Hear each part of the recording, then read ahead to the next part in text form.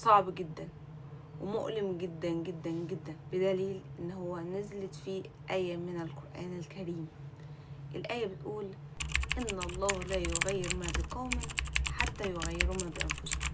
يعني لو انت ما عوزتش التغيير وقررت تاخد اكشن وتحقق التغيير في حياتك، عمر ما التغيير هيحصل. وهي دي الحكاية بتاعتنا النهاردة بالملي. الحكاية بين هم وهاو بعد ما دخلوا المتاهة ولقوا الجبن بكمية كبيرة جدا تكفيهم لأيام والشهور والسنين، لحد ما جه اللحظة والجبن انتهى واختفى، وفضل هم وهاو بين قرارين: يا إما يفضلوا قاعدين يدعوا يا رب الجبن يرجع في مكانه تاني، أو الاختيار الأصعب وهو التغيير.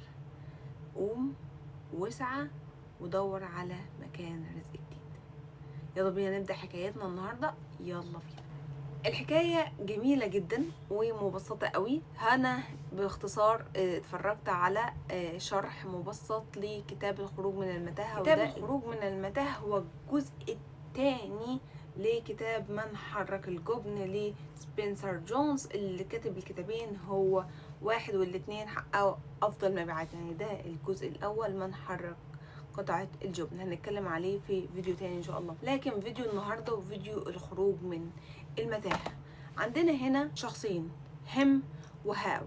هم وهاو خلاص دخلوا المتاهة ولقوا مكان مميز جدا، تحفة تحفة تحفة. المكان ده كان خلاص فيه كل اللي محتاجينه، الجبنة.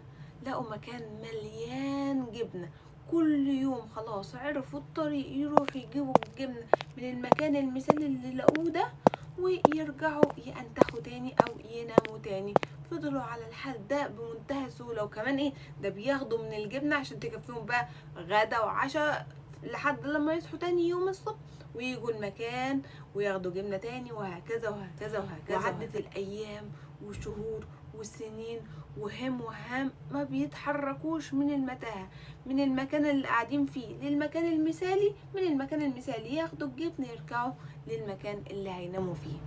لحد لما في يوم جايين يعملوا الروتين بتاعهم، رايحين بقى وواثقين 100% يلاقوا جبنة في المكان المثالي اللي هم متعودين عليه، وفي غمضة عين اختفى الجبن، ما عادش فيه جبنة تاني.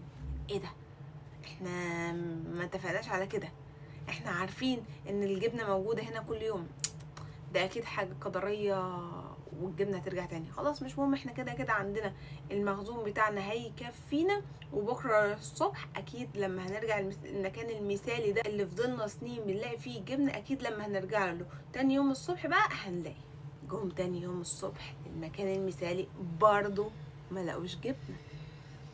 قعدوا يوم التاني التالت، هاو قال خلاص المكان ده ما عادش هيجي فيه جبنة تاني، احنا لازم نتحرك، لازم نتغير، لازم ناخد اكشن جديد وفعل جديد عشان نلاقي جبنة في مكان جديد.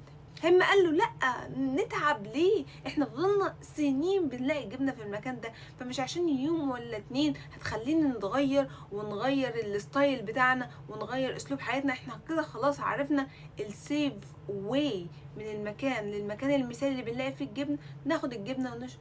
قال له مفيش جبنة تاني يهم هتيجي في المكان ده، لازم نتغير ونتحرك. قال له للأسف أنا مش هقدر أتغير ولا أتحرك، أنا متأكد إن الجبنة هتيجي في المكان ده، فأنت لو عايز تتحرك جود لك ليك. وده فعلا اللي حصل. هاو صحى الصبح قال لصاحبه أشوفك على خير، وأتمنى إن أنت كمان تغير معتقداتك، لو ما تغيرناش هنموت من الجوع. اوكي، كل واحد يختار طريقه، انت اخترت ان انت تتغير، وانا بقول لك انا هلاقي الجبنه في المكان اللي انا متعود دايما عليه.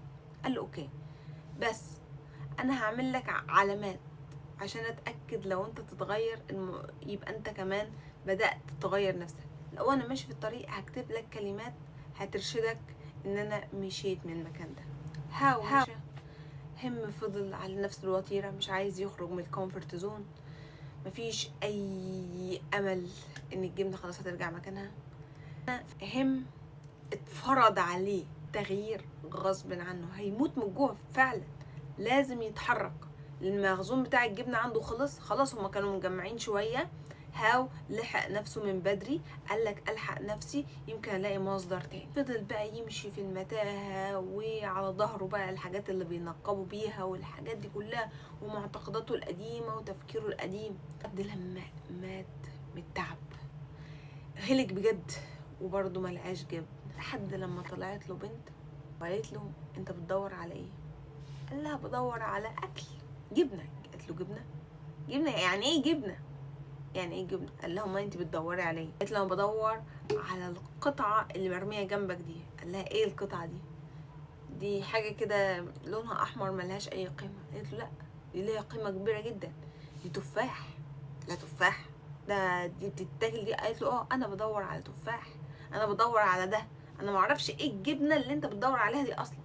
لا دي الجبنه. وقعدوا يتكلموا مع بعض، قرروا ان هما يبداوا يبحثوا على جبنه او على تفاح. يعني خلاص بقى عندهم حاجتين. هم بدل ما كان بيدور على جبنه بس، بدأ يدور على جبنه او تفاح، لان اكتشف ان الاكل مش جبنه بس. امل اكتشفت ان الاكل مش تفاح بس، لا ده في حاجات تانية مشتركه ممكن نبدا احنا الاتنين ندور عليها بافكار ومعتقدات جديده. فعلا هم بدأ يستوعب ان هاو كان عنده حق، ان احنا كنا لازم نتغير، لازم نتحرك، كنا لازم ندور في اماكن جديده ونعرف حاجات جديده.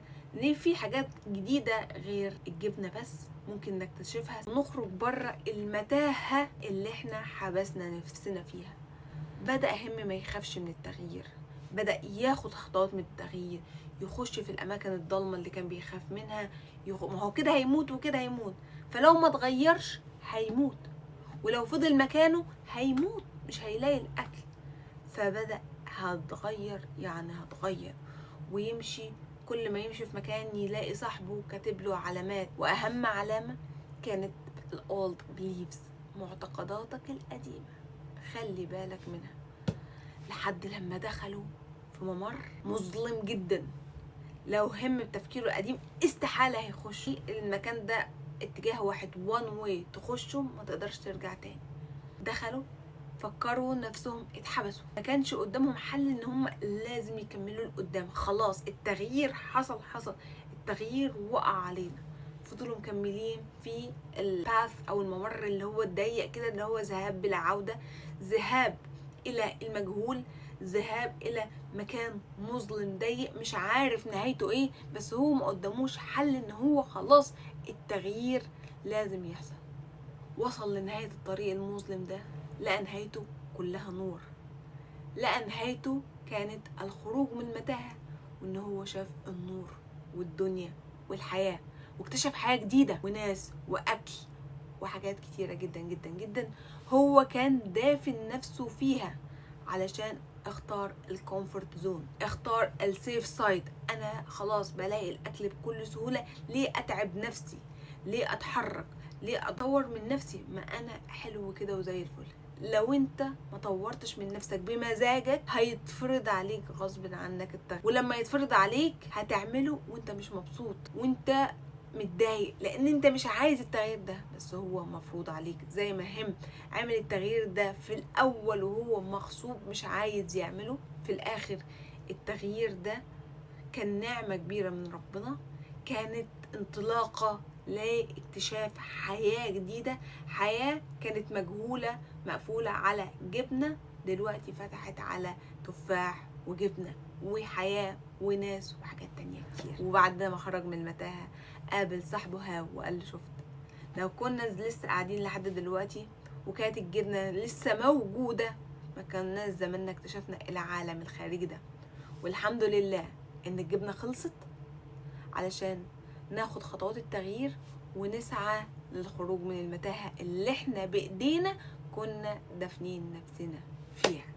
القصة دي كلها ملخصها آية واحدة: إن الله لا يغير ما بقوم حتى يغيروا ما بأنفسهم. عمرك ما هتوصل لأي هدف لو انت ما تغيرتش عشانه، عمرك ما هتحقق اي حاجة لو انت اللي ما قررتش بنفسك وبإرادتك ان انت تاخد كل الاسباب عشان تحقق الهدف ده.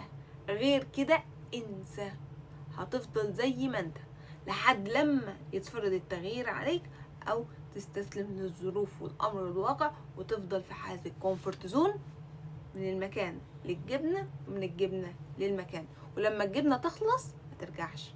فدي كانت حكايتنا النهاردة، حكاية ملهمة جدا. حكاية الخروج من المتاهة هي اسقاط عن الخروج من الكومفورت زون. طول ما انت في الكومفورت زون انت بلا هوية بلا هدف.